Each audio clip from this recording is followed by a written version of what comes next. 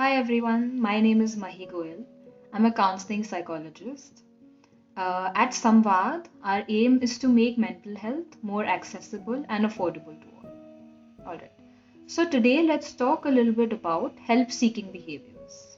Alright, so any time where we go out of our way to seek help from any mental health care providers or services such as psychologists, psychiatrists, where we believe that these are trusted people who can offer treatment, guidance, any kind of support, especially when we're going through a difficult time or a stressful situation.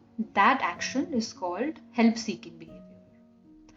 Okay, but unfortunately, as we all know, help seeking is not as simple as okay, I realize I have a problem and now I will book a session and I will get the help. There's a lot of mental process that we go through while we make that decision.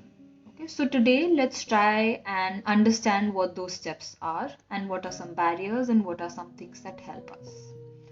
Okay, so the first step is determining that there is a problem, and that is ultimately the most important. That until we are not very well aware that what is it that we're going through, it's difficult to even ask for help. So I'll give some examples of some warning signs, which are largely common, but not the only ones. Okay. So one is that there's a general sense of numbness, or not caring about what is happening around you or about things that used to matter. Then there could be losing interest in some things that you used to enjoy. There could be a sense of isolating yourself, and even when friends try to help you, then we discourage that and we try to stay on our own. Then we have a sense of hopelessness towards the future and lack of curiosity about things around us. There could be risky behaviors, erratic actions, things or dangerous behaviors, things that we wouldn't do before. There is a lack of energy, or that feels very overwhelming to just do even daily tasks. Mood swings are very common, that from anger, frustration, guilt, and mostly negative emotions that we experience a lot of. And on the whole, I would say a general sense of overwhelming worry about everything around us. So these are just some examples. ठीक है. But again, only recognition is also does not necessarily ensure that we will take action for it. For that, we need to determine, okay, that do I need help or will I be able to manage it on my own? So that leads us to our next step, which is determining whether help is needed or not. Okay. So here also there are certain barriers that we face in making that decision, such as, there could be a sense of just general hopelessness. That, we feel that, okay, no matter what I do, but I feel that no person or service would be able to help me because my condition is so bad. So that could be one factor.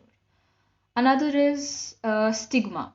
So, unfortunately, that's the case in our countries more so, where asking for help, especially mental health, is sort of considered sort of embarrassing. So, we are a little hesitant in doing so. So there's this sense that if you're not able to see someone being in physical pain, then it's almost believed to be an invisible thing, and mental health usually is invisible for the most part. So there's a general sense of not being able to ask for it either. Right. Another barrier could be, that we feel that, okay, I can deal things on my own. I am capable enough, and it feels embarrassing that, I can't even take care of my own self, or I can't even deal with my own normal life problems.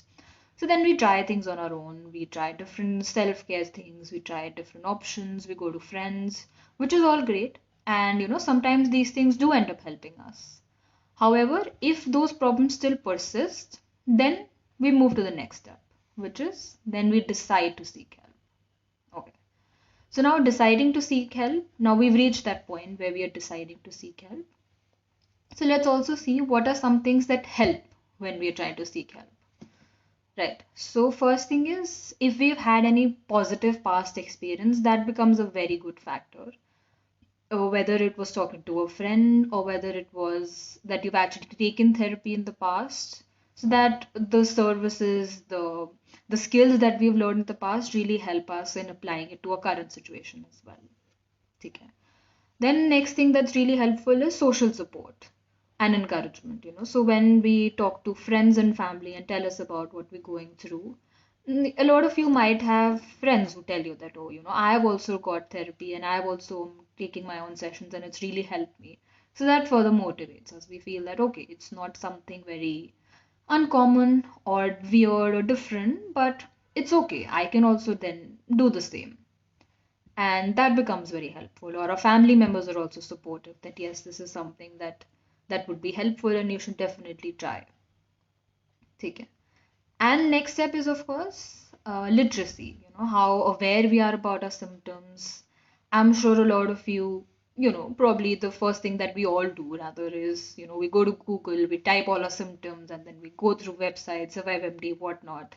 And then once we find out it's not cancer, then we come to the point where we're like, okay, now it's not that. There is actually help available, and there are options, there are services which can help me, right? Which leads us to our next step, which is selecting the source of help. Okay. So here also there are some issues that we face, which is that there is this notion that what about confidentiality? Will I be able to trust the person? Should I just be talking to a stranger? Which is a question I'm asked a lot, that how will talking to a stranger help me? So, firstly, I would just assure that everything that is discussed by our clients in our sessions remains purely confidential. And that is established from the very beginning. And we take that quite seriously. So, that is nothing to be, worried about. And we also try to, that's at least the aim, that the sessions are as non judgmental as possible. People are able to share things without feeling like they're being judged for their choices or actions. And that is also something that we try to ensure. Finally, the what one concern that a lot of us face is, okay, now that you've decided that we need help, I can't do it on my own, there is help available. So we've gone through all those barriers, but then there could just be the factor of financial concern. Because yes, in our country, therapy is still difficult. It's not very affordable. So, here at Samvad, we do offer mental health services at a very low cost, both online and offline sessions. So, I would suggest that you just go and visit our website, samvadngo.com, and you can find out more details about the same. Okay. So now we have finally moved to the final step, which is actually receiving the help, which is the whole point of it, right? And then, of course, then we proceed further and we find a lot of solutions that help us. So I hope that was informative and that we are able to understand what are things that are stopping us and ultimately able to break those barriers also, because ultimately we all need help. So let's hope that we're able to ask for it also. All right.